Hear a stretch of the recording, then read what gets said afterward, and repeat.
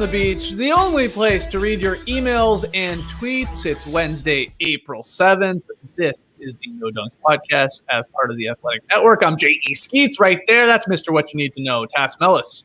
Beach Boys, how are ya? Hey, doing great. Let's get in the water. We also got my top shot hot boy, Trey Kirby. Hey-o! Hey-yo. The international man of mystery, taking it to the max, Lee Ellis. Friend. Hey. Lily. And last but not least, making the magic happen, it's JD. Hello. There he is. Here we are. Shout out to the stream team joining us live right now on YouTube. Yes, guys, take a second. Hit the like button. Come on, smash it. Also comment, defeat the algorithm, and subscribe to No Dunks on YouTube. Tell your friends all about the show and make them subscribe and smash the like button and comment. And then they'll tell their friends, and then they'll tell their friends. And like next thing you know, we're just like swimming in money like Scrooge McDuck over here. You know, it'd be great. McDucking it. Yeah. I would love to. Got your Braves hat on. Way to go, Braves. Got the first win of the season there, TK. Oh, big one for Atlanta. A 7-inning win in the first game of a doubleheader. I see some stream teamers here are also pulling a doubleheader, showing up for the morning match and the afternoon match. You gotta love it. Let's go, Braves! First one of the year. Love it. Tass, did you know that? Did you know they only play 7 innings? Before we got on the show, you were going to talk baseball. I didn't know it was coming in the first 2 minutes. Let's talk baseball. The leadoff batter. Hey! Exactly. Tass, did you know that they only play 7 innings when they play a doubleheader? That is nuts. No, right? I didn't. I didn't know that either. Trey and I were talking about it pre-show here. I said, I think the game's over. And Trey's like, no, it's in the 7th. And I'm like, yeah, I think they only play 7 innings when there's a doubleheader. And sure enough, that's what they do. When did they implement that? I got no idea. Baseball's always changing the rules. They didn't change the rules for 150 years. Now all they do is I've been spitting seeds for years watching doubleheaders, and I don't remember them only playing 7. I know. I mean, everybody's a little upset about the extra innings rule. Not everyone, but some people don't like the extra innings rule. They're starting a runner on second. Makes everyone's night a little bit earlier, right? Right. Makes it a little bit faster. Why not? Yeah, I love it. It's like it's sort of like college football, right? With their like weird overtime scoring where I don't know, you start on what do you start on 25 or something? Start like on that? a yard line. Yeah, one of them out you're there. close. You're really close, and you can either score a touchdown or kick a field goal, basically, like right away. I'm shocked they went back to the 162. I thought they would, find a bit of a middle ground or something after the 2-month season last year, but everybody hated the 2-month season. There's something about playing 162 that keeps the game pristine, keeps it real. Got to go back to 162. People hated the 2-month season. They hated it. Lee, what do you think? What should we do? What rule should we change in baseball to get you back into it? To get you into it? Well, that's a good one. You can foul out on your third strike. So, because sometimes you see that guy just, deliberately foul tipping it off just to keep dragging it out. That's baseball. Baseball just loves to drag things out, don't they? Says the guy that loves cricket. Yeah. Hey, come on, man. 162 games. You can play an entire cricket summer within 162 days, man. It's not a fair comparison that. All right. I'm just saying, you said it takes like 5 days to play one match. One form of the game. Yeah, we have multiple forms. We brought in a whole new game to make it quicker. 2.5 hours of 2020 cricket. That's a fun thing to watch. I mean, one day somewhere, I don't know where, we'll go to watch a 2020 game of cricket. You guys will love it. Oh yeah, I'm running on the field for sure. Yeah, they probably allow you. I don't know. They're probably like, who cares? Who cares? Make it fun. All right, we are talking some NBA action here, or maybe not. You guys send in some crazy questions. We'll have some larfs, but let's get into it. Tass, what's our first one? Hey, Dunkaroos. I've been watching the Julius Randle Renaissance, the Randle-sance, this year with absolute joy. I enjoy nothing better than a player proving they are worth the hype they've gotten in their time coming up in the league. But it makes me wonder, who do you think is next up for a glow up into an all-star level or maybe all-NBA level player? For me, I know Brandon Clark is still young. We're going to the Grizzlies, baby. But something about his skill set and drive make me feel like greater things are on the horizon. Turk Scrubs, Dr. Todd, Shay loves this show. That's from Mitch in Chicago. Nice sign off there, Mitch. Trey, who's next for the glow up? What do you think? Well, this might sound like a hot take, and I'm also not totally sure that it answers the question the right way, but I'm still going with it. I think Michael Porter Jr. is going to be an all-star before Jamal Murray is. Wow. Ooh. Wow. Not That's that bold. Jamal Murray is not an all-star caliber player. I think he'll make the game at some point in his career as well. But he fits into the Denver system so well that during the regular season, he's happy to play his part as, just building chemistry and making sure everybody's involved and taking over when he needs to. Then we see in the playoffs when it becomes a little bit more important to have some creation from the perimeter, he's happy to have the ball in his hands taken over time and time again. So if we were to see postseason Jamal Murray during the regular season, sure, that guy's an all-star easily. Mm-hmm. And I think part of the reason that the Nuggets have been playing better is that Jamal Murray has been improving, especially since the all-star break. But the thing with Michael Porter Jr. is that he gets to play off of both Jokic and Murray. I mean, I know that's true for Murray as well. He's playing off Jokic, but he's not really able to play off Michael Porter Jr. because that guy is a finisher of plays. And, he gets passes as a release valve when Jokic is double teamed. He gets passes as a release valve when Murray is double teamed. You're still trying to game plan those two first before you do it for Michael Porter Jr. But that guy has taken quite the leap to the fact that I was looking at his post all-star splits, and I thought it was a joke that I was looking at the wrong thing. He's averaging 21 a game, 8 rebounds, 1 assist. He ain't passing the ball, but his shooting splits are ridiculous. 60% field goal percentage, 53 from 3, only 74 from the free throw line, but he's shooting basically wide open jumpers all the time. Aaron Gordon coming in means that people don't really care as much if he's not playing defense, despite the fact that he's gotten mediocre on that side. He's not sticking out like a sore thumb. I don't think he can make an impact with his size, just hitting the glass, but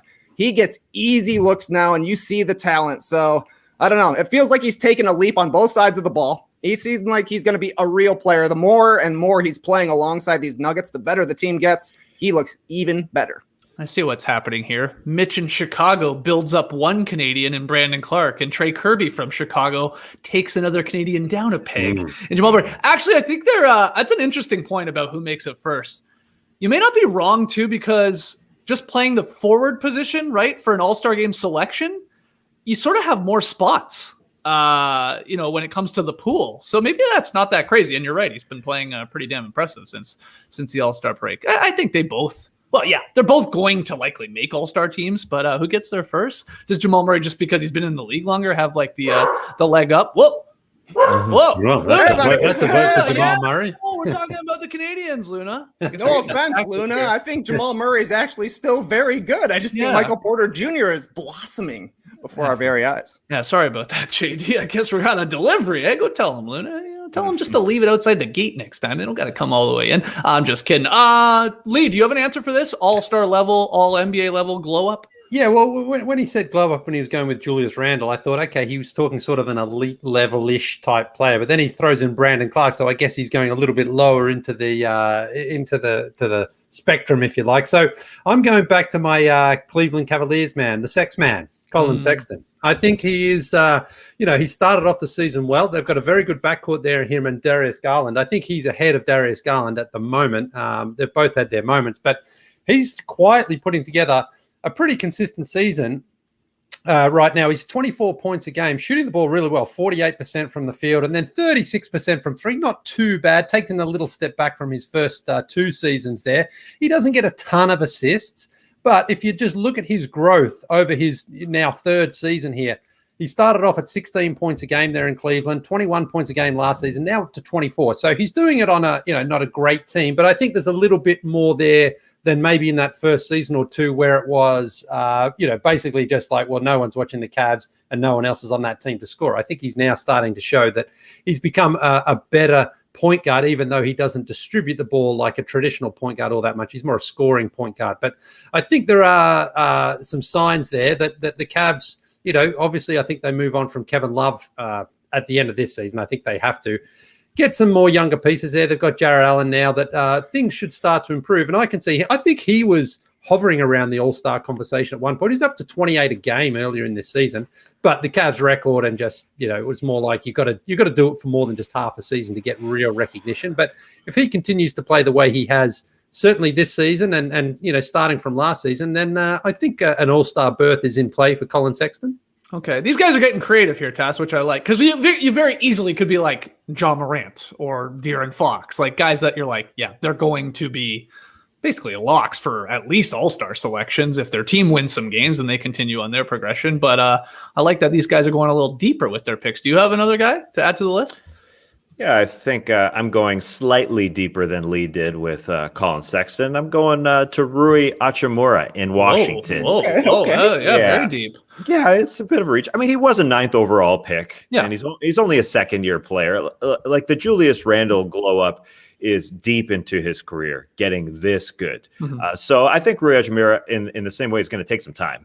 He's not going to get there next year. He's not going to get there the year after that. Michael Porter Jr. could get there at some point in the next couple of years, especially if the Nuggets are on fire, and Collin Sexton could as well. Rui has developed, though, from year 1 to year 2, and I just believe that the work ethic combined with him starting late in life as a basketball player, he started playing when he was like 14 years old, and now, he's not incredible really at anything in the game, but he's really, really good. He had a 10-game stretch recently where he was 20-8. Fred Katz wrote about it. And he's become, from year 1 to year 2, a respectable shooter. He's 29% at 3 last year, 34% now. So that's, decent, scoring more at the paint, drawing more fouls. He's dunking more. The stats say he's dunking more, and that just means he's growing on up. And maybe getting back to baseball, maybe it's because I'm excited about Showtime. Shohei Ohtani. Maybe I just want Hachimura-san to be a great Japanese player as well. I mean, I'm buying it. I'm buying him and the way he's carrying himself this year. And if he's a mid-range guy. He's where he shoots a lot. So there's that problem with him. He's not a superstar, but he's taking a lot of shots from the mid-range. But I'm believing in him that he can get to all 3 levels at the 3-point line and at the rim. So Rui Hachimura, I don't know. He rubs me the right way. Maybe it's his smile. I just like him. But he'll be around the league for a long time, and he won't be a perennial all-star. Michael Porter Jr., Collin Sexton, those guys could be perennial all-stars. Hachimura is, he's working on the fringes of the all-star world. Probably like Brandon Clark, because I believe in Brandon Clark. Yeah. I'm sure you do too, Skeets. Being a little biased. He is good. I mean, you're right. I don't see him as like a 5-time all-star. I mean, is there one year where it all comes together and maybe he cracks one? I think it'd be pretty difficult, even that. But yeah, I'm going to go with a guy in his 3rd year, I believe, plays for the Suns. Let's go back to Phoenix, give them some more love. Mikal Bridges, I think, is on his way. I don't know if it happens in the next couple of years, but he's going to be starting to make all defensive teams, like maybe this year. And if not this year, then it will like bleed into next season. That guy is a defensive stopper, but he also early in his career here has just got better every year. I think he might be one of these, like, who was it? Danny Granger comes to mind, like a guy that like increased his scoring, like, for like 5 or 6 years. Yeah, maybe there was somebody else I'm forgetting too that did that. If you guys Gary Harris did. Aaron Aflalo. Aaron Aflalo. Yeah, that's a good one. That's a good one. Yeah. So I think Bridges is going to sort of maybe be that next guy that does that. Like, in his rookie season, I think it was like 8 or 9. The next year was like a little bit better. This year it's like 13. So he's not going overboard, right? So then next year it'll probably be in the 15, 16. Will he ever even get up to like a plus 20 point per game score? Maybe that'll be difficult for him, maybe. But I just like this kid, and I think he's actually been really instrumental in the Suns' success. I know all the attention goes to, of course, Chris Paul and his leadership, then Booker being the All-NBA type player, even Ayton improving and stuff like that, even Jay Crowder. But Mikal Bridges is a huge, huge part of this great team. I'm excited to see them play the Jazz tonight, of course, the 1 versus 2 seed. So I'll go Bridges. That's a long distance glow up, but he's going to start getting his flowers here defensively. I think this year, Lee, I think he could crack an all defensive team. I think people realize how good he is despite being so young. Yeah, he could. But the improvement of his game, I think, as well, has just benefited from being on a team now that is better and there are more options. So he just has to basically get to the right spot and hit those threes. He's shooting them at 41% this season, which is really good. He's only taking like just over 4 a game, but that is, he's playing smart basketball, shooting 53% from the field in total. So he's doing the right things. He understands his where he is in the pecking order as far as getting shots. Like, you'll get them, but you're probably not going to get them early on in games. You're going to get them, throughout the flow. So play hard on the defensive end, get rewarded on the offensive end, and you're going to see a big bump in minutes. And that's what's happening. So he's sort of flying under the radar a bit because of the other stories out there in Phoenix, but they certainly need him on both ends of the floor. Next question. Hello, No Dunks. I'm a Dutch listener from the starters days, and I always tell people about the wedgies and the day that Skeets got wedgied by Shaq. Imagine my hype when I was watching a Dutch basketball league broadcast and the commentator actually used the term wedgie and gave No Dunks a shout out. So I believe we have the clip. Let's throw it in here, JD. Kijken wie als eerste de voorsprong gaat nemen. Oeh, dit is de zogenaamde wedgie. Zo zeggen ze altijd bij de podcast. Ja, hoe heet die show ook alweer? Leuke. Oh ja, No Dunks. No Dunks podcast. Moet u luisteren als u van de NBA houdt. Oh, I love it so much. I mean, you can pick up the two things that we know, wedgie and No Dunks in there. So the translation, the transcript, if you will, is let's see who takes the lead first. He's obviously calling the play-by-play action. Ooh, this is the so-called wedgie. And then he laughs. It's what they called it at the podcast. What's that show called again? Oh, right. No Dunks. No Dunks podcast. A must listen if you like NBA basketball. So no question. In this email here, just keep the classics coming. That's from Yuri, obviously in the Netherlands. And thanks for sharing that clip. Look, controversial. I almost think we should count it. I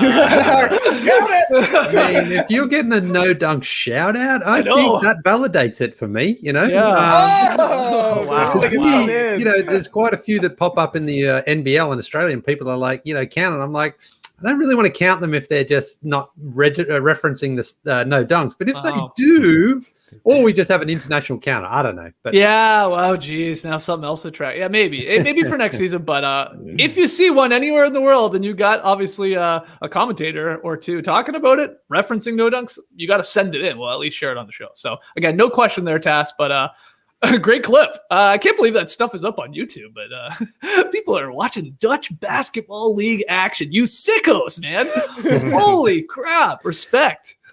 Maybe they're watching around the world, Skeets. You said obviously a guy from the Netherlands, but who knows, man? Maybe there's Dutch Basketball League fans worldwide. I mean, that's what I point. Like, I get it. If you're from the Netherlands, you might even know some of the players. But like, if you are living in the States watching that is incredible. You love basketball even more than I do. And again, all right, respect. Let's play a quick little Dutch trivia game here. Ooh. Sure. 6 NBA players on Basketball Reference are listed as being born in the Netherlands.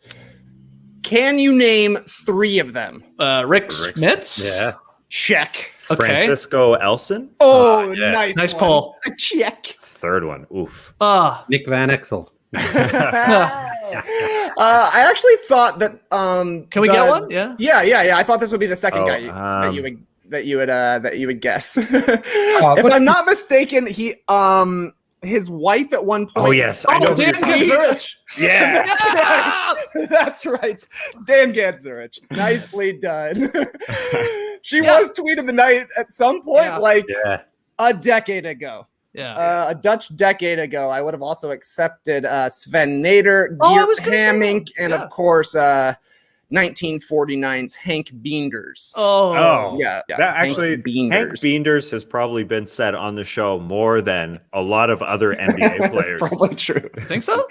Yeah, because his name is Hank Beenders. Well, yeah, it's a great. I just actually don't remember it coming up, but it's going to come up all the time if it didn't already. Sven Nader, yeah, actually, I was going to legit say him, but nice Gadzurich hint. I think I was like, we were talking to her at one point. Like, I don't think we were ever close to having her on the show by any means, but there was like a back and forth with the starters. Maybe we were the Basketball Jones. I think it was TBJ. Yeah, maybe TBJ, but we were commenting with her and talking about maybe getting Dan on. It was a different time, man. That's crazy. All right. Great trivia. I love it. And again, thanks, Yuri, for sending in that clip. Yeah, thank you so much. All right, next one here. How do you do, No Dunkaroos? With the Raptors looking like they're going into a rebuild, could they look to trade Pascal Siakam? There's clearly questions about his ability to be a number 1 guy. Could they look elsewhere to score for the future? I think a trade to Golden State could definitely work for both sides, with the Warriors wanting to return to contention and the Raptors getting some combination of James Wiseman, Eric Pascal, Jordan Poole, and the Minnesota pick. Would love to hear your thoughts, especially as Raps fans. Boom, boom, pow. That's from Rob B., a very sad Gonzaga student this week. Thanks for the email, Rob B. I say no chance that they think about trading Pascal Siakam. And I wouldn't call it a rebuild. I'd call it a retool with the Raptors. They are looking to obviously get better. Yeah, they traded Norman Powell for a younger version of Norman Powell when they went and got Gary Trent Jr., but they're not looking to tear it down. And what would be the point of tearing it down?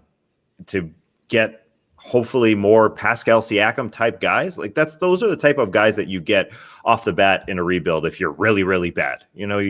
Obviously you're yearning for a superstar, and Pascal Siakam is not a superstar at this point. Yes, I understand the worry. I too, like many Raptors faithful, I'm disappointed in what happened in the playoffs last year with Pascal and him not being able to elevate to a 1A guy. But he's shown that on a championship team, he can be a complimentary guy, a 2-3, whatever you want to call it. Mm-hmm. So why would you send him away on a reasonable contract in this day and age at this point to be worse? I don't really get it, unless you want to, if you know you're going to get Cade Cunningham. If you're trading Pascal Siakam for Cade Cunningham, I guess, but that's not how it works. It's far reaching. I would say no chance that they look to trade him. Even though you name basically every Warriors prospect and their best pick that they would potentially get in return, which they wouldn't get in return for Pascal Siakam, I don't think you do it. Skeets, do you even contemplate this guy who is not even in his prime moving him? No, probably not. Because you said, was Siakam a superstar last year? Did anybody ever consider him that when he was all-NBA second team before the bubble? Was that last year? I have my years mixed up. Yeah, right. It was last year. Yeah, and then he just had obviously a disappointing, run down in Disney World. Most improved the year before that. Obviously got the contract. He is a $30 million player now, I guess, right? Tass, I guess 29 in the first year, and it goes up and up and up, and it gets up to around $35 million. That's why I kind of hesitated when I said a reasonable contract for these day and times. But still, I mean, for a 20-point guy, you'd think the way he's sort of perceived right now that he'd be like a 14-point guy, and I don't know, just not offering a lot. But he still is a 20-point guy, still great defense. He is a complimentary guy. At 30 mil, you wish that you had another guy making 35 mil that was a superstar. But to put the term superstar on him, it was a little premature. We were all hoping for it. We were all waiting for the Pascal growth, that spurt, but it didn't happen. Yeah, I don't know. I just almost want to write this whole season off, if I'm being completely honest, for the Raptors. It's I don't need to bring it up again and drive it into the ground, or the whole them being in Tampa. It's a disadvantage. No, you can't convince me otherwise. So it's is this just a weird pass for this year? Get them back in Toronto, get Siakam back to normal. Then maybe we can sort of decide if he is. Yeah, where does he fall in the pecking order? Can he be your superstar year one? Okay, probably not. Got no problem with being number 2 though. Or in best case scenario, number 3. So no, I'm not making this trade. I'm also not super, super high on James Wiseman. I think he's gonna be a fine player, but I'm not doing this trade. I know the pick would be involved in here, whether or not you're keeping that Wolves pick, that's juicy, I guess, but you're right, Tass, it's a big unknown. Otherwise, I'm not all enticed. So I'm sitting on Pascal Siakam, Lily, and I'm seeing what we get from the actual Toronto Raptors and not the Tampa Bay Raptors. But yeah, I'm a little worried, and we were always worried that he could be the go-to guy after Kawhi left. That was the big question mark. It's one thing to do it, to pop up in a game 1 of a finals and have a dominant, performance where he misses a couple shots, but it's okay, do it every night now. That's that's the difference maker between the real superstars and the stars, and he's probably a star, and that's okay. But I'm not trading him right now. I'm not panicking if I'm the Raptors. No, I don't think he gets traded, but I don't think Masai Ujiri is not at least exploring his options with him. I think who would you trade him for? Well, realistically, the Wizards are oh, Beal really wants out of here, and you're all right, we'll trade you Siakam for Beal. Okay, yeah, sure. I'm not saying no immediately to that, but I just can't think of many realistic trade partners. No, and I haven't got any either like that. I haven't been firing up the trade NBA to try to see what's out there. I just think more that given Masai Ujiri, he's kind of brought Pascal Siakam along. They've got more than just a sort of basketball connection and relationship there. But I also think that if he gets the right deal, if he feels it's a better situation for the Raptors, he will make a move like that because he's committed already to Fred. He's committed to OG Anunoby as well. They're going to have to do something next year with free agency. And, I think more than just the Raptors having a bad season down there has been some beef there with Nick Nurse. Now, usually the coach is the one who gets fired under those circumstances if a star player and a coach is beefing. But Ujiri gave Nick Nurse an extension of his own at the end of, before this season started. So I think he's his guy. Now, again, that doesn't mean anything. You can still be fired in a second if the general manager wants to move on for you. But coming into the season, I would have been like, there's no way they're trading Pascal. They'll give him a chance to break out of this. And I think they'll probably move forward next season with him as well. But if he doesn't get better, and I mean, he's putting up reasonable numbers at 20-7. You guys have mentioned there already. Like he's having a good season statistically, but they're expecting more from him in a leadership role. They're expecting more from him as well in an ability to sort of carry that team forward. He is their number one option, I think, going forward at this point. So they're going to need something from him. And if he can't step up, and if Masai finds a deal out there, I think he would trade him. But I think for now, it's unlikely or not likely to happen, but I don't think it's completely out of the realm of possibility that Masai Ujiri does decide to move on from him at some point if things don't improve. And, it was the start of last season where he really just exploded onto the scene. I remember he was shutting up the doubters then because there was he won most improved, but you're a bit player. And then he came out bat out of hell there. He was averaging 25. Yeah. And that deal looked like a steal. It was like, oh my God, he's only paying him $30 million. So that contract's not bad at all. You can move on from that easily. So I think it's, he's going to at least see how next season goes, certainly up to the trade deadline. And if things haven't gotten better, then I wouldn't be surprised if there is a trade. CSP Trey threw out a hypothetical, of course, a Siakam for Ingram type of deal. I mean, who's saying no? What do you got your thoughts on that, or just a thought on the question about Siakam being moved? My guess on that one is that the Pelicans say no. Yeah. Well, I mean, Brandon Ingram is maybe better than Pascal Siakam is right now, and he's a better outside shooter for sure, which you definitely need playing alongside Zion, especially if they're going to be rolling out another 5 guy. If they're, I don't think a front court of Siakam, Zion, and Steven Adams would be the sauce in today's NBA. But I'm a little bit interested in this from the Warriors' perspective.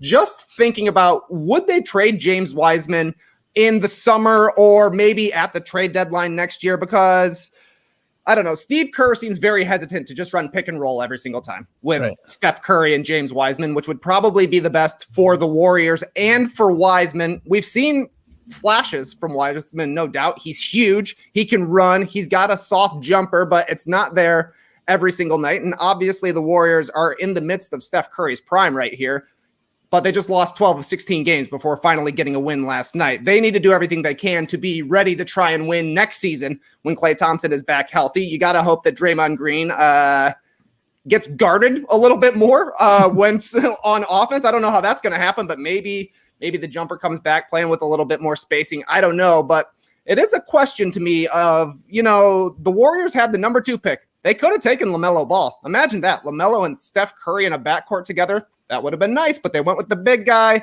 who could supposedly step in and help a little bit here with the defense and the rebounding and being a rim runner. Hasn't totally been the case so far this season. So what y'all think? Would the Warriors be ready to make a move sometime in the next year? Something like that? I mean, I think so. Because if Klay's coming back and he's, 90% Klay or whatever he is, and Draymond's still there, and Steph, you're near the end of his prime window. Yeah, they're thinking title. So it's not even it's just the time frames don't, or their points of their careers don't really even match right now. So if they could get a star player for a Wiseman and whatever, maybe the pick if they keep it, another young talent, I think they would to ask for the right guy. Absolutely think they would do that. Yes, I think they do. I think Steph has done so much for that franchise. It would be a decent package that would be needed to come back because they're trying to make the 2 eras work. They're trying to transition into the James Wiseman era. Trey brings up a good point about the Steph Curry pick and roll. They have been so averse to adopting what every other team adopts, and that's just give your point guard the ball, make it happen in a pick and roll situation. That's what James Wiseman would be good at. They love running Steph off of everything, but they are slowly going towards that. They ran 36 pick and rolls, according to Kevin O'Connor in Second Spectrum last night, which, is the second most that they've run this season. And that they tied a season high with 71 pick and rolls overall. That's a big shift. So they are moving towards the Wiseman era a little bit. That's yeah. I shouldn't call it that. I should not call it the Wiseman era. It's too much. But they're trying to make them both work. But yes, they are losing right now, and they want to be. They want to be good, and Steph Curry is the key to being good. So yeah, if there was somebody out there, they would do it. I think they would move on. All right, but we're all in agreement, I guess, that Siakam is not being traded probably this summer. I think it's skeptical. I think it's skeptical. All right, next one. Hey, Lee P. Dunks. Hold on, Skeets. Before you move on, I know we don't want to talk Raptors, but we got this other email in, and it's a hypothetical. It's interesting. It's Raps related. Julio in Brampton wrote, "Hey, No Dunks fam. Hey, No Dunks fam. This question came up on a Raptors-centric podcast. Shout out Talking Raptors. And I was really interested to hear Skeets and Tass's take on it. In an alternate universe, the Raptors are sold and stay in Tampa permanently. Drake gets a group of investors together and immediately starts a new expansion team based in Toronto. Would you guys continue to cheer for the Tampa Bay Raptors or change loyalties to the new Toronto team?" Wow. And he throws in this curveball. In this scenario, the Tampa Bay Raptors retain the team's history and records, including the championship.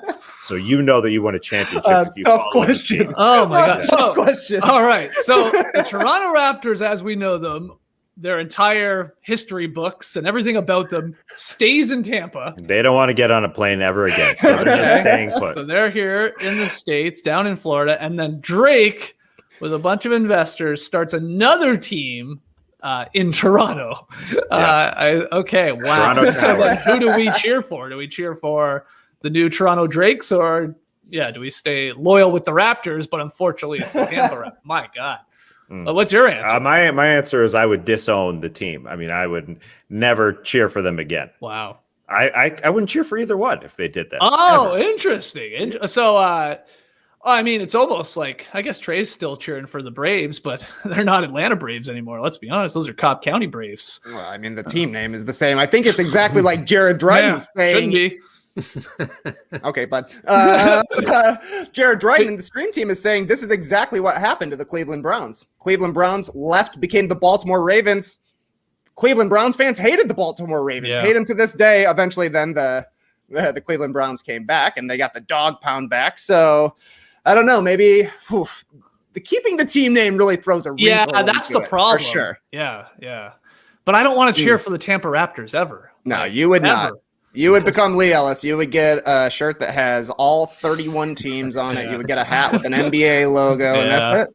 Well, this is kind of what could happen if the Sonics come into the league, because they'll go back to Seattle and just start afresh because the Thunder took all the Seattle history. No, I thought they didn't take the Seattle history. I thought the deal was if the Supersonics come back, it sort of like goes back to them. Are you sure? I thought because they're like. I'm pretty sure on Basketball Reference it's like OKC Seattle history, but but they're not hanging the 79 Sonics championship. I know, but they've got their like. If you look at someone who played like their career, it's OKC. Like Nick Collison played his career for Seattle OKC. Yeah, I understand. I'm just pretty sure there was something with the history that if the Sonics do come back, it will sort of like maybe there was a clause in the contract. I think that's right. I don't think people are going to be saying Kevin Durant is the best player in Sonics history. No, I don't either. It's just weird. I thought they should have just when they got to OKC been like, okay, the Sonics are dead. OKC is brand new, but they didn't do that. They sort of moved the Sonics to OKC. All right. Anyway. I love how we get so hung up on who keeps the history. Who keeps the history? Who's got it? Yeah. I would say get out of here. I'm going to start listening to the Athletic Baseball Show. I'm going to become a baseball fan. Oh, if the Raptors do this, no way. I would just feel horrible. Just like the Sonics lost, a billion fans moving obviously to OKC. It's different, but no, I wouldn't become a Charlotte Bobcats fan. Maybe, like the Bobcats came in and took over the spot of the Hornets eventually, that scenario there. I don't know. Talk about history on that one. It's crazy. Yeah. How many Sonics fans, either to this day or in the first couple of years, like stayed loyal to OKC? Like they were Thunder fans. I feel like it's got to be so low, right? Very low. Yeah. Near zero, I would imagine. I know. I mean, and that's like, Well, this is a weird hypothetical because we're saying like there's a second team automatically in Toronto, and for some reason they're staying in Tampa. Like the Sonics were straight up stolen. I mean, really, you're like, it was like promised they were going to stay there, and there was all arena issues, and then suddenly they're in OKC in the middle of the Midwest. But let me know if you're a Sonics fan that still cheers for the Oklahoma City Thunder. Yeah, I can't imagine there's many of you out there, but crazy hypotheticals here. Okay, next one. Hey, Leapy Dunks, forget all-star snubs. That's yesterday's news. Who are the Goon Squad snubs? Oh, man. Which LeBron destroyer was left out of that lineup? Upturned, guys you love, some awe. That's from G-Bread from down in South Texas. So the Goon Squad is, I guess, Trey, what they're basically now calling the sort of what was the Monstars, right? Right. In Space Jam 1. This is Space Jam 2 or Space Jam A New Legacy, LeBron's version of it. We've seen the trailer. We talked about that. And the Goon Squad is like this powerhouse team where they've pulled the powers, I guess, of NBA players like Klay Thompson, Damian Lillard, Anthony Davis, and there's a Kyrie is supposed to be in there. Kyrie. Shiny Agwumake is in there. Diana Taurasi. Oh, so there's more than a five. Yeah. I don't think we Okay. didn't get a look at all of them. Okay. Yet. Okay. Or at least according to the various IMDb's, Wikipedia's out there. Who knows how accurate they are, because there's a whole bunch of characters just hanging out in the background. Not surprised to see King Kong on the sidelines. They saw the performance, said, "You're not good enough to be in this game, King Kong. Sit down." But Kawhi Leonard should be in this. I think he is the perfect character to go against LeBron, considering he has had success against LeBron. We remember LeBron getting upset in the 2014 finals that Kawhi was checking back in. Kawhi is also in Los Angeles, a built-in rivalry right there. And if you're talking about the character he's going to play, a wordless cyborg avatar of Kawhi Leonard, easy one. Uncle Dennis, I think you fumbled the bag here. This should have been a locked-in performance from Kawhi. Yeah. Uncle Dennis the Menace, too. Maybe there's a tie in there. I don't know if he's Warner perfect. Brothers. Yeah. That's a good one. Kawhi is a great one. Do you have anyone else on your list, Trey? Or is it like you're like, Kawhi is the obvious answer? Kawhi was the answer for me because, I certainly, Skeets, I was ready to pitch Zion, but I figured I'd, sprinkle some Trey flakes everywhere else. Oh, okay. Leah, anybody that you see as a Goon Squad snub, even though the movie hasn't come out yet? Well, Joe Ingles gets under the skin of his opponents. I'd like to see my Australian man out there putting in some work. So, open it up. It's an international game. Get Joey out there. He would be fine being a villain, I think, and he'd be a good villain in this. So, Jingles is my answer. Okay. Jinglin' Joe. Who you got, Tass? Yeah, I guess on a similar line of thinking, Draymond Green would work out. I think he would make for a good cartoon. He would he'd be the mouthpiece. I didn't know that this player was already sort of typecast as a quiet guy, but I think you could find Draymond Green's role alongside everybody. Like they don't have, Anthony Davis and Kyrie and Klay. They don't really have a mouthpiece. Yeah, they're pretty quiet. Reserved. Diana Taurasi, I think she's a fiery one. Nneka Ogwumike, she's fiery. I think I don't know why Chiney's not in there. I think it's Nneka Ogwumike. Oh, is it? I was unsure what. I don't know. Why don't we get both sisters in there and get Draymond in there? Make another team. Make a third team. It might be. Who knows? Yeah, that's a good point. We shall see. Yeah, we don't even actually know what happens in this movie. I guess I'm a little disappointed that. Remember, we just got asked the question a million times, like if they made a Space Jam 2, like who would be the 5 versions of the Monstars players, right? Which was, off the top of my head, like Sean Bradley, Patrick Ewing, Charles Barkley, Muggsy. Larry Johnson, and Muggsy Bogues. I think I knocked that out of the park. Yeah. And we were trying to find like Boban would be Sean Bradley, right? We're trying to find just this, Joel Embiid would be maybe Patrick Ewing. And like, we're trying to really like typecast them. So they're obviously, it feels like they're not doing that, which is cool because I love the like inclusion of WNBA players and, there was only like one guard on that team. No wonder the Monstars lost. Like it was a horribly built team. It's like I guess the 90s were different. You were playing a bully ball, big men you needed on your roster. But they didn't have the brain trust when they stole Sean Bradley's powers. Right? No. They're like, that's just the tallest guy. We got to take him. That was as easy as it was. Yeah, it was so quirky, right? It's like, well, let's take the tallest guy and the smallest guy in Muggsy Bogues, and then just a random. Charles Barkley makes sense because he was a star, but. Larry Johnson was a crazy little addition there, I would say at the time, Yeah. but he got in there. He's got a good agent. Good for him. And he had the Grandmama going. That was around the same time, right? Mhm. Yeah, well, that was a little bit earlier, I guess. He was Well, yeah. 91 draft, right? Yeah. Grandma was 92, 93, and Space Yeah. Jam 96. 96. Yeah. Yeah. It's but like they picked that Goon Squad like they were playing 95 ice hockey. No, I guess that didn't have a year, but like Nintendo ice hockey, where you just pick the skinny guy, Sean Bradley, the short one, the fat one, and Yeah. Charles Barkley. Yeah. Let's just pick, the types. The Sizes. Hey, Well, I'll say I was a little shocked too. Like, how do you feel about having the Toon Squad and the Goon Squad? Like, so the Monstars is like, what happened to them? Are they in jail still or something? Like, what happened to those little nerd lucks? What's the boss's name? Quackhammer? It's like- Quackhammer? yeah. Something like that. They sent him back to Moron Mountain, never to be seen Oh, yeah, again. that's I think great. the Nerd Lucks are just living out their days here on Earth. Yeah, that's true. He was really the evil Yeah. guy, and they were sort of just the Henchman. avatars. Yeah. Okay, I don't know. I missed I love the Monstars. And I remember, like, people were sharing jerseys. I thought they were official, like, from Nike, like Monstars jerseys and then Toon Squad jerseys. Like, you would have thought that, or maybe they will be still, I don't know, included in this next movie. But no, Tass, it's like Toon Squad and Goon Squad. I don't get it. Yeah, Give me the Monstars. that's right. I mean, how are we gonna do Hit 'em High? We can't say Goon Squad, and it's not the Goon Squad anthem. It's the Monstars anthem, man. Wow, is there going to be a real hit song that comes from this movie? That's the real question. That's Dame is Dame on the track? Oh Wow, yeah, good probably. ball. Yeah. I didn't think of that. Lee, favorite song from Space Jam soundtrack, which was a banger. Oh. How can you choose just one, you know? Yeah. You've caught me. I don't know. I can't remember. I can only remember. I believe I can. Was that was it? Wasn't it? Yeah, there was R. Kelly. Yeah. There was Fly Like an Eagle on the Space Jam Yeah. soundtrack too, right? Oh, the Wow. Seal version, Seal? right? Yeah. Yeah. Love that Then there's the anthem, of course. Who's your favorite rapper in the anthem lately?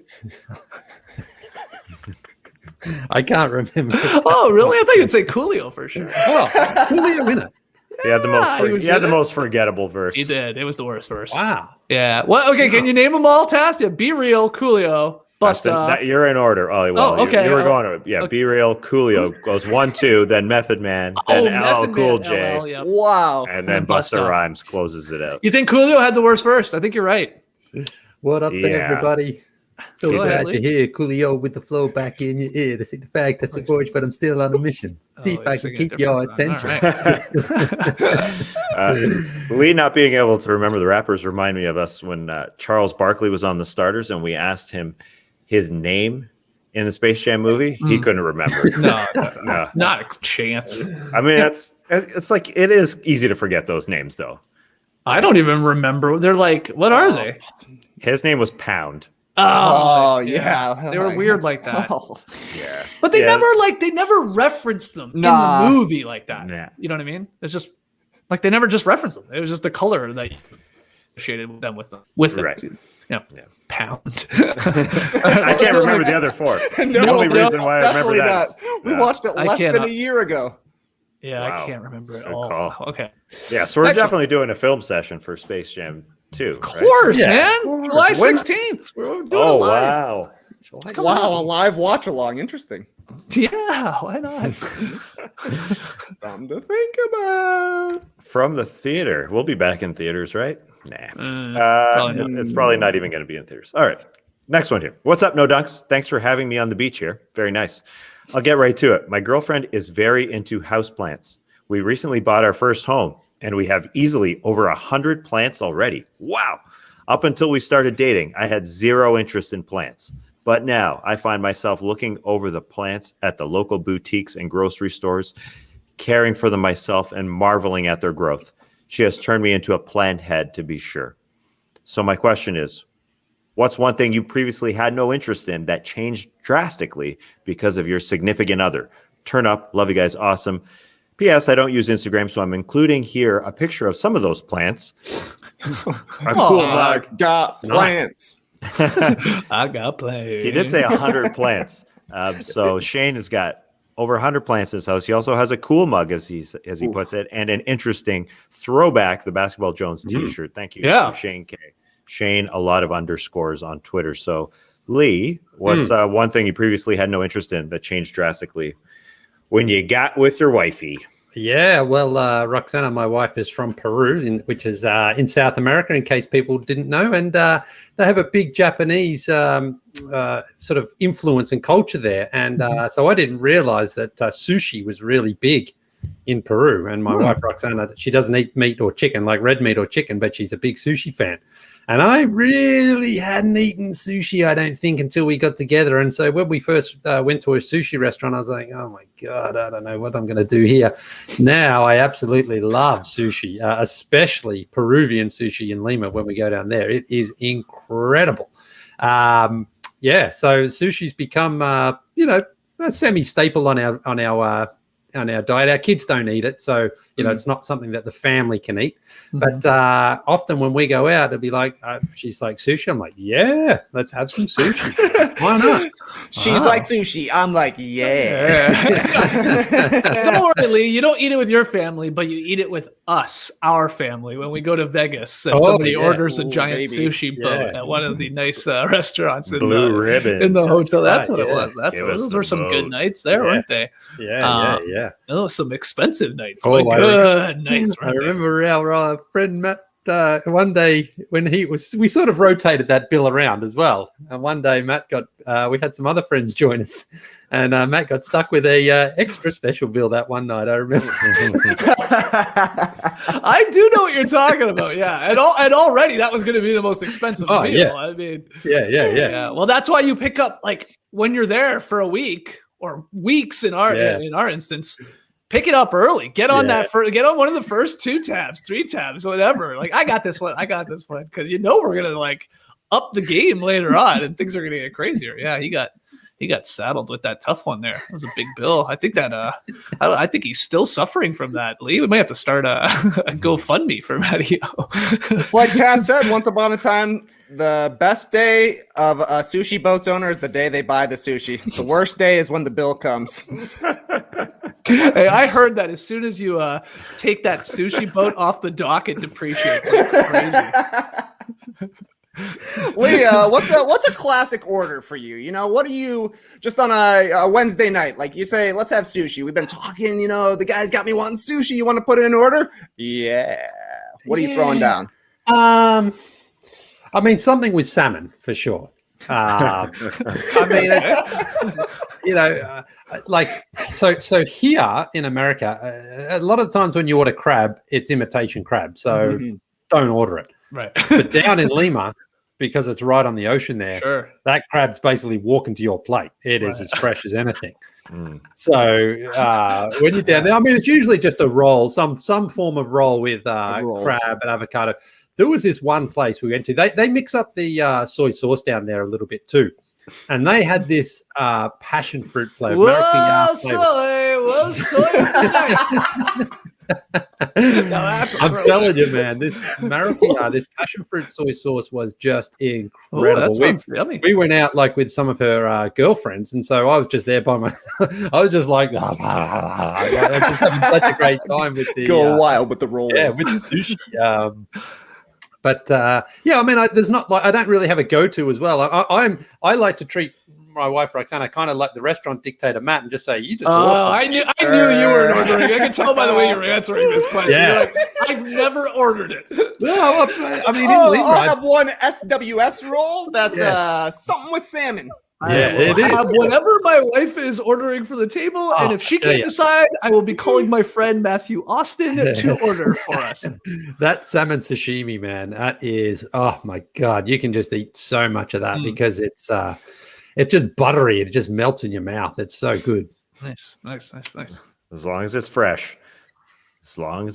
But I'm a big salmon sashimi man as well. Give me the salmon sashimi. You don't need all that rice. I mean, sometimes they'll have a salmon nigiri. Just cut that rice in half. Nigiri.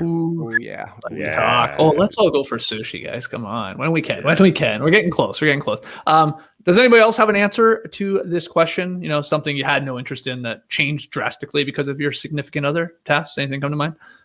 Well, sure. Bad movies. She got me into, a lot of vampire movies, a lot of crap movies. Yeah. Um, Like Twilight and stuff. Like Oh, way, man. like yeah. All this stuff. If you're 15 or 16, you gotta love it. We got a coffee drip machine. I was really against getting a coffee drip machine. I said, no, I'm too highbrow for that. I want to grind my own beans, brew my own. I want a French press. I want a mocha pot. I want a percolator. But no, she said, get a coffee drip. It's so easy. Just schedule it. So, I've adapted. It's a nice balance. You can program it, make my own bean, grind my own beans and put it in there. And it's less crappy than, some capsules or any of that. But, it's a nice balance. Anyways, I was against it, but it's all about compromise. Everything my wife is into, I'm into now. Totally. My answer was literally everything. And it's funny you mentioned vampires. Laura said to me within the past week, we should rewatch True Blood. oh my God, do not do That's what I said. That's what I said. I was like, I Oh, remember rewatch. enjoying, like, I don't know, the first couple of seasons. How many seasons are there? More than you would expect, I Yeah, think. But it's like, I was in when they had Eggs. There was a guy around named Eggs for a while. Great character. Lafayette. Was that another of the early season characters who kind of dominated some storylines? But, I don't think I can do a full rewatch of True Blood. I don't think there's enough lore there. I don't think I missed enough things to want to go back for a deep dive. Yeah. Oh my my answer God. is also like television. It's like all of the Real Housewives stuff, like all those, how many are there? They're up to like, they're in every city. They're going to be in Lethbridge soon, Real Housewives of Lethbridge. Oh, Salt Lake City is the big one now. And that one's apparently the most scandalous of all. I know it. I catch myself watch them. I'm not sitting down to watch every episode, but it's on. It's always on. So many of them. And then I find myself asking a bunch of questions like, oh, which one is this? And what's going on here? And what's the story? And like, you get just sucked in. You just mastered how to get your attention in like 5 minutes of just random watching it, that you're suddenly like, oh, I got to see the next episode. I got to see what happens here. They're so good at it. But those Real Housewives. Yeah. Go ahead. Those can suck you in. I mean, I can understand. Oh, it can. It can. Yeah. I mean, there's such pointless television, but there's so much of that you just have on. You're half looking at your phone. You're sometimes watching a game even or whatever. And it's like you're sort of paying attention, but you don't ever need to really pay attention. It's the weirdest thing, that type of TV. Yeah. I feel like there's probably background like, getting back to True Blood, I feel like there's like 100 spinoffs of True Blood. And I think Danielle's watched every single one. Because I walk by the TV and there's like the Blazing Range or something. I don't know. It's like there's always 3 names in the title and it looks exactly like True Blood, but it's not True Blood. And it's just weird characters in their poshy homes doing weird stuff. And it's like they're the same show. Yeah. But they can't capture the true essence that True Blood was in season 1 and season 2. It's called True Blood for a reason. The truest right? of bloods. That's right.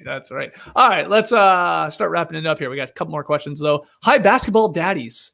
I'm currently reading Australian footballer Jarryd Roughead's autobiography, and he mentions on page 126 that he landed media passes to the 2016 NBA Finals through, quote, an odd bloke from Sunbury who works on a basketball TV show in the States. I feel like it wouldn't have killed Ruffy to drop Lee's name in there. What's a time where you wish you were given more credit for a favor you delivered someone? Ruffhead Small Guys Foursome. That's from Liam in Tasmania. So is this truly like, are you referenced in his book? Yes, I'm true. It's true. And here is Ruffy. I've actually got a True photo Blood? of it here at Is the. it? Okay. Now that's Jarryd there on the with the hat on, and his brother Cam. You might remember Cam actually came into our studio one night. He was over for the Super Bowl a couple of years ago.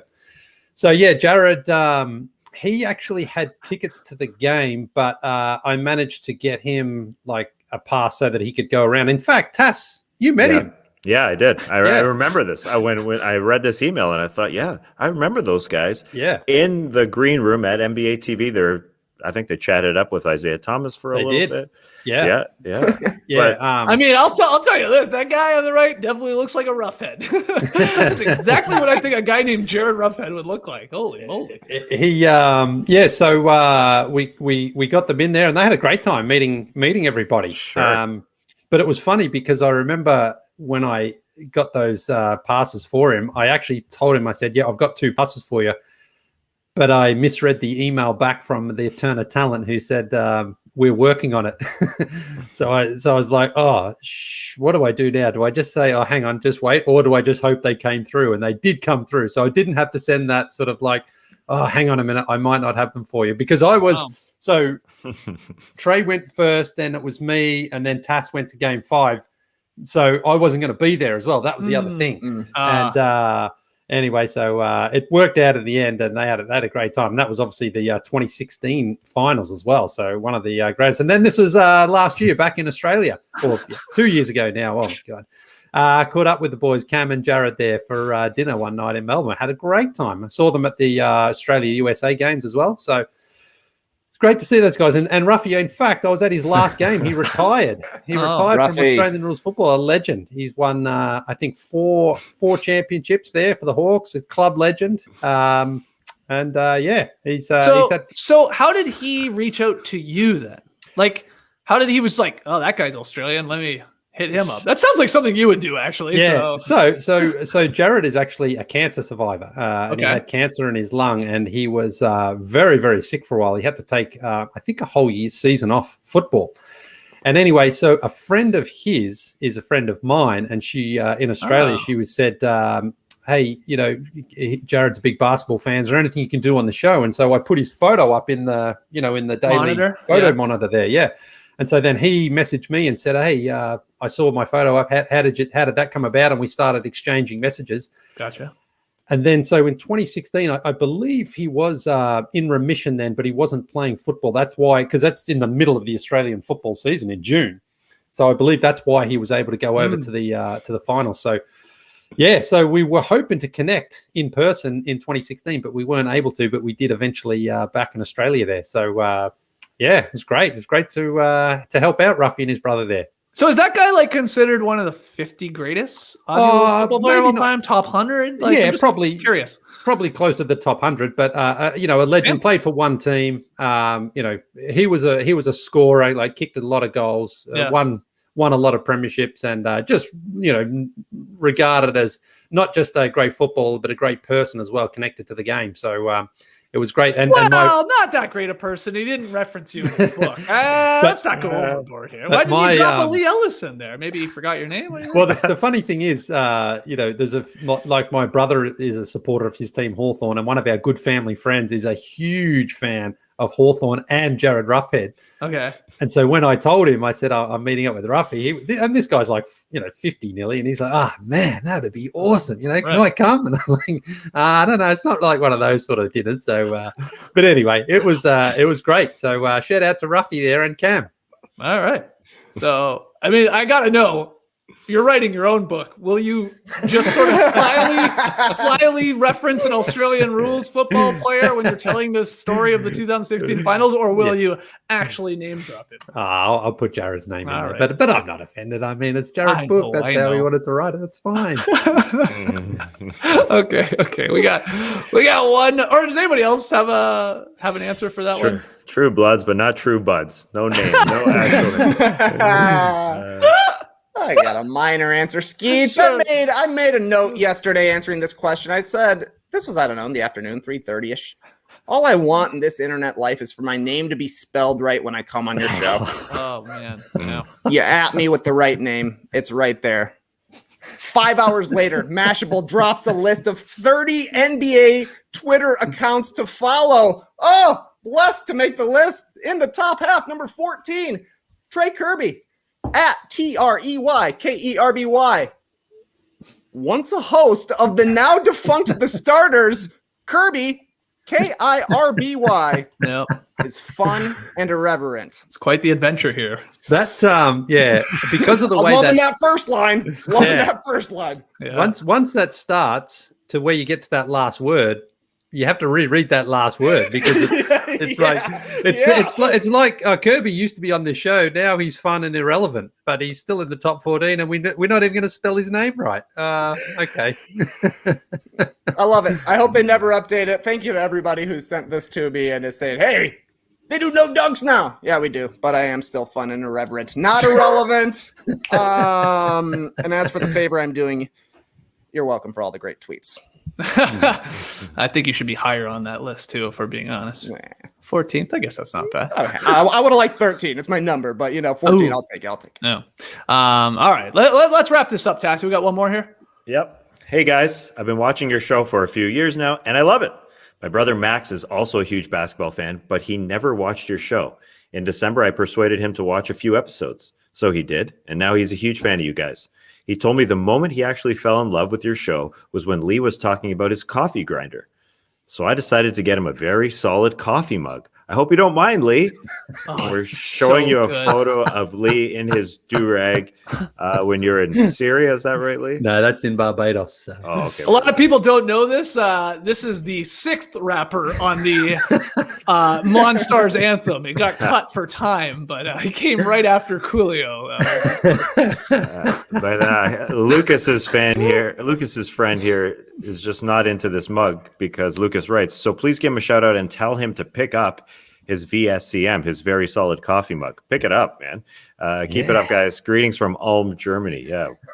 It's an interesting I'll be honest, I'd like one of those mugs. I think it would be, I'd like it to say something on it too, but I'm not sure what it should say. What do you think? Parental advisory thing. Put that on it. I guess so. How about almost name dropped in Jarryd Roughead's autobiography? Do, somebody said. Okay, that's not bad. Put some Mountain Dew in that. All right, fantastic. What a way to end. Thank you to Lucas there in Germany. We might have to get those up in the official No Dunk store. I'd buy one of those, man. I'm a fan of you in a do-rag. It's a power look with the glasses, too. I love it. Oh, Lucas is watching right this second. He writes, I will send you some of these mugs. Oh, and you know what? Speaking of that, remember, what day was that? Monday's show, Tuesday's show? I brought up Morgan had made Home is Where the Boobs Are, a cross stitch that Big Matt, when he was on NBA Happy Hour, said. She's sending that to us too. She might make us some other ones for you guys too. We get one hanging up behind you there in all your offices. That'd be a little weird in your kids' room, Lee, but that's all right. We can do that. Yeah. Who cares, right? Yeah. Would that be weirder or would it be scarier to put my own mug in their room of me wearing a do-rag? I don't know. I think they'd like it. Close call. All right, guys, call it a fun episode of Beach Steppin'. Keep your questions always coming to nodunks@theathletic.com. Tweet them in @nodunks. Leave them in the YouTube comments. Help us beat the algorithm. Like, comment, subscribe, and share the show. We really appreciate it. We're back tomorrow, of course, with Tasks What You Need to Know Early. Got the Daily Show at 10. Got some whoopsies coming your way, the hoops and the bloops. Also on Thursday night, NBA Happy Hour. Got a special guest lined up. 95% locked in here. So it will be a lot of fun. Wouldn't have he been a better guest for today's show? Interestingly, stepping on the beach. I'm surprised you didn't say he's 95 to 96% confirmed.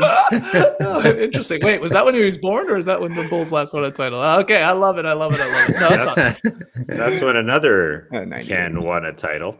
Close to it, 94, 95. All right, Kenny Beecham might join us on NBA Happy Hour. King of the fourth quarter, baby. We're gonna hope to get him on the stream for 30 minutes to an hour, however long he wants to join us. So it'll be fun. So subscribe to No Dunks on YouTube, and we'll see you tomorrow, and of course all the way through Friday with a bunch of shows, classic content coming from the country. Clippers. You heard it here first. Have a great time. Turn up. Love you guys. Awesome. Thanks for joining us, and remember, do the do-rag. That's it. Embrace the day, people. You could stay